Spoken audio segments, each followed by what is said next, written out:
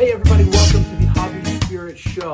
This is the very first episode, so thanks for joining in. Whether it's a YouTube video or if I can figure out how to put this on a podcast, thanks for listening. My name is Josh Towns. I am the founding father here at Hobbies Spirit. Basically, what we're going to do here on this show is kind of explore our journey together. I'm basically trying to improve myself a hell of a lot more than I have been lately. Started along on that journey and I really call myself a rookie. So I'd like to kind of invite you guys in and watch where I go, how I'm doing things, and what I kind of find and explore. So thanks for joining in. Like I said, it's the first show. Now with Hobbies, I founded everything on a 3-pillar system. So the 3 pillars are going to be mind, body, and spirit. What I've found as I've started this journey is that if one of those 3 things are out of whack, then you're out of whack, and nobody likes being whack. Why am I saying whack so often? Nerves.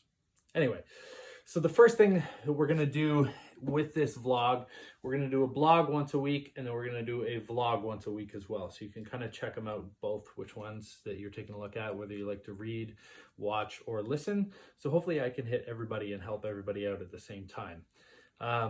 The first thing that I kind of want to go over is going to be the body pillar.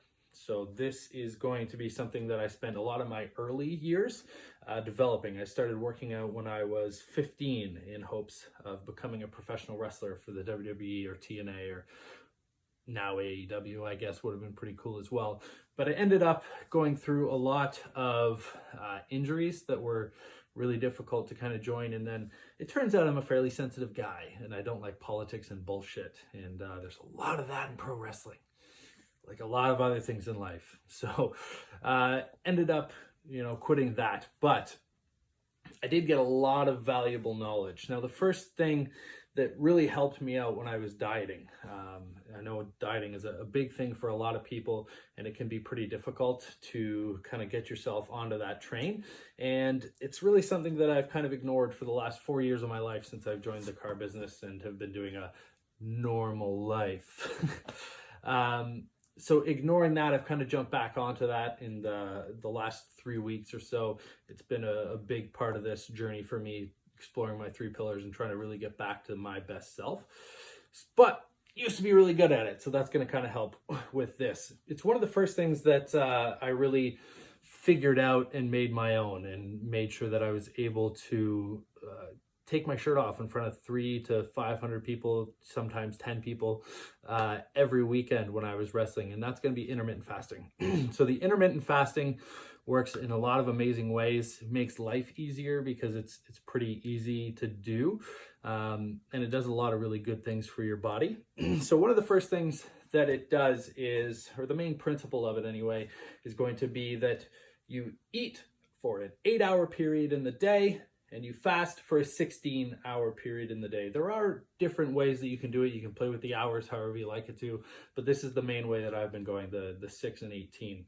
It's pretty cool because you can eat around 1 p.m. and go till 9 p.m. Now I know what you're thinking. Breakfast is the most important meal of the day. I kind of agree with you, to be quite honest with you, but I don't think of breakfast the same way that you are. I don't think of breakfast as eating in the time period between 7 a.m. and 10 a.m. like most people do. It's not going to be brunch either. What I mean by breakfast is the most important meal of the day is breaking your fast. That's what it originally is, so don't argue with me about this. Don't at me, What I want you guys to do is when you break your fast, do it at 1, 12, 2 o'clock p.m. Now, I guess before I get into any of this, I should say that I'm not a qualified medical practitioner. So any advice that you want to take from me, see your doctor first. Dotting the T's and I's legally right there. What I want you to do is try and eat somewhere between 12 and 3 p.m. Depending on how late you're going to stay up and how late you want to keep eating.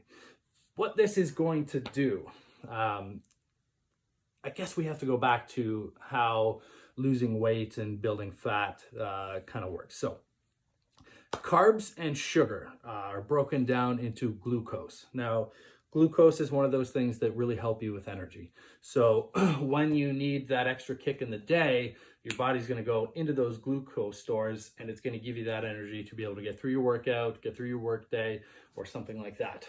But the bitch is insulin. Not diabetes. We're not talking about the beaties here. Insulin is a real thing in your body that helps, and you produce it on your own.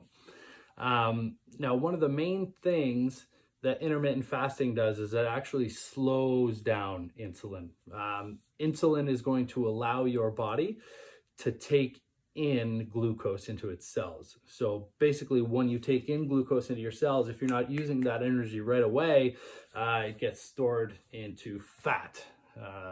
Not the nutritional fat, the fat that we all hate on your gut that makes you slow and tired and bleh. Bleh.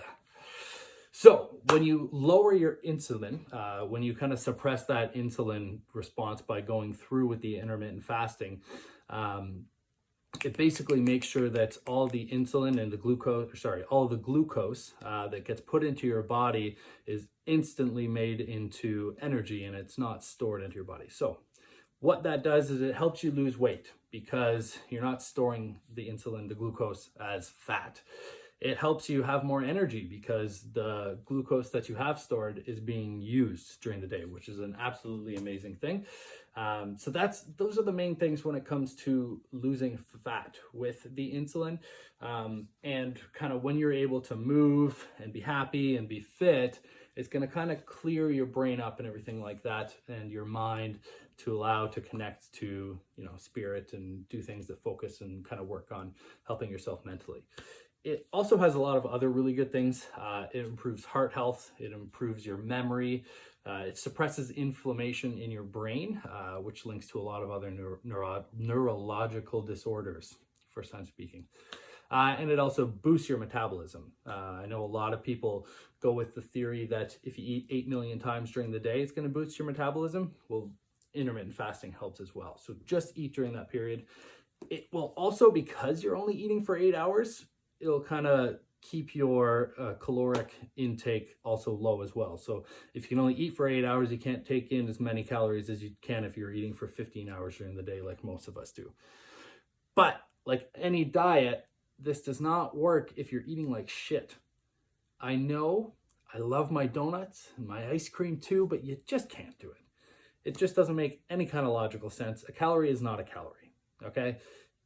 You have to make sure that you're feeding your body good stuff or your body's not going to be happy with you. It's just the way it works. So one of the things that I do is I eat fats and proteins during the day, good fats. So nut fat, I eat avocados in a protein shake. It's going to be the first thing that I eat when I break my fast. And that's just because the healthy fats make sure that you have a ton of energy, and you want to stay away from carbohydrates just because when you eat carbs and sugars, so stay away from fruit as well, you get that spike, that insulin spike.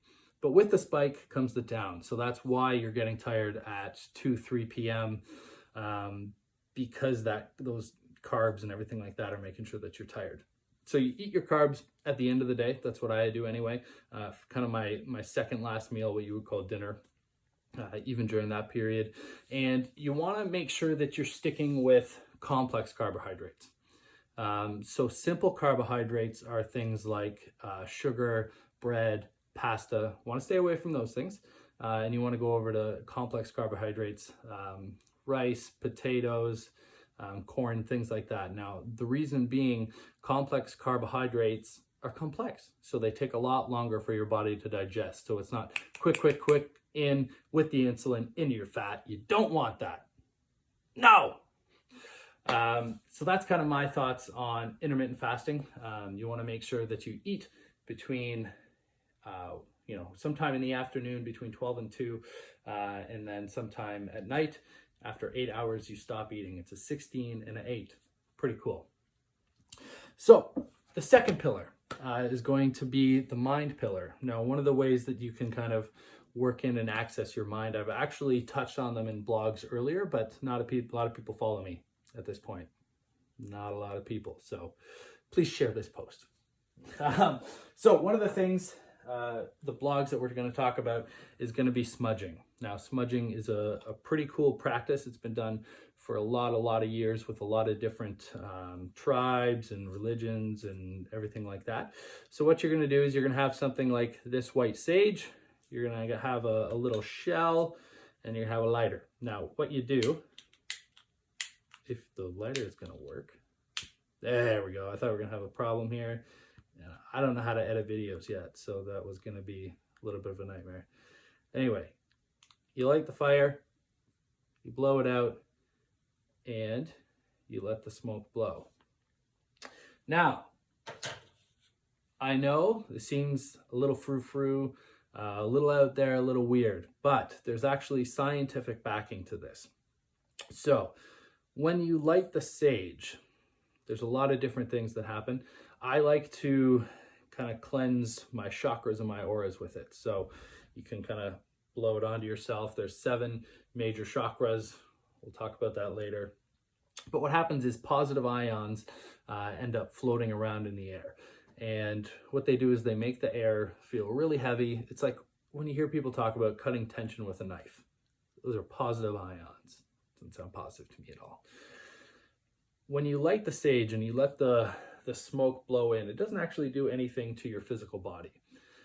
What it does is it cleanses the air.